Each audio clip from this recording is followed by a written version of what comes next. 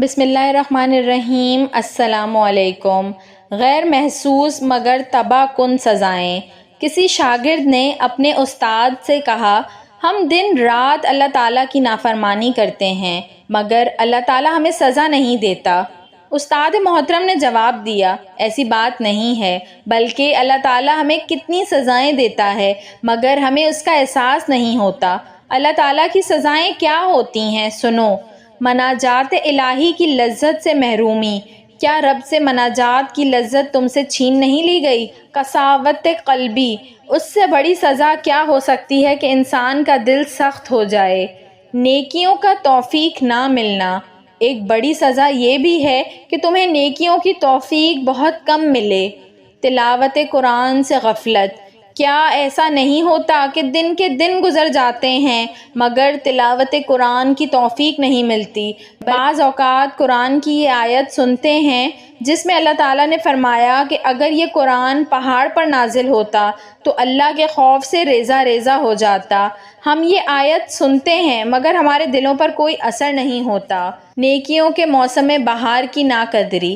نیکیوں کے موسم بہار آتے اور گزر جاتے ہیں، جیسے رمضان کے روزے، شوال کے روزے، ذی الحج کے مبارک ایام وغیرہ، مگر ان موسم میں عبادت کرنے کی توفیق نہیں ملتی۔ اس سے بڑی سزا اور کیا ہو سکتی ہے؟ عبادت کو بوجھ محسوس کرنا۔ کیا تم عبادت کو بوجھ نہیں محسوس کرتے؟ ذکر الہی سے لاپرواہی۔ کیا اللہ کے ذکر سے تمہاری زبان خاموش نہیں رہتی؟ نفسانی خواہشات کے سامنے شکست۔ کیا نفسانی خواہشات کے سامنے خود کو کمزور نہیں محسوس کرتے؟ دنیا کی محبت۔ کیا تم مال و دولت اور منصب و شہرت کی بے جا حرص و لالچ میں مبتلا نہیں ہو؟ اس سے بڑی سزا اور کیا ہو سکتی ہے؟ کبیرہ گناہوں کو معمولی سمجھنا۔ کیا ایسا نہیں ہے کہ تم بڑے بڑے گناہوں کو معمولی اور حقیر سمجھتے ہو، جیسے جھوٹ، غیبت، چغلی، فضول کاموں میں مشغولیت؟ کیا بیشتر اوقات تم فضول اور لا یعنی چیزوں سے مشغول نہیں رہتے؟ آخرت سے غفلت۔ کیا تم نے آخرت کو بھلا کر دنیا کو اپنا سب سے بڑا مقصد نہیں بنا لیا ہے؟ یہ ساری محرومیاں اور بے توفیقی بھی اللہ کی طرف سے عذاب اور سزائیں ہیں مگر تمہیں اس کا احساس نہیں ہوتا۔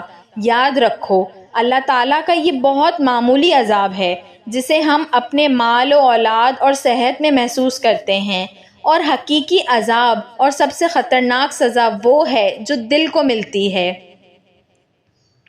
اس لیے اللہ تعالیٰ سے عافیت کی دعا مانگو اور اپنے گناہوں کی معافی طلب کرو، کیونکہ گناہوں کے سبب بندہ عبادت کی توفیق سے محروم کر دیا جاتا ہے۔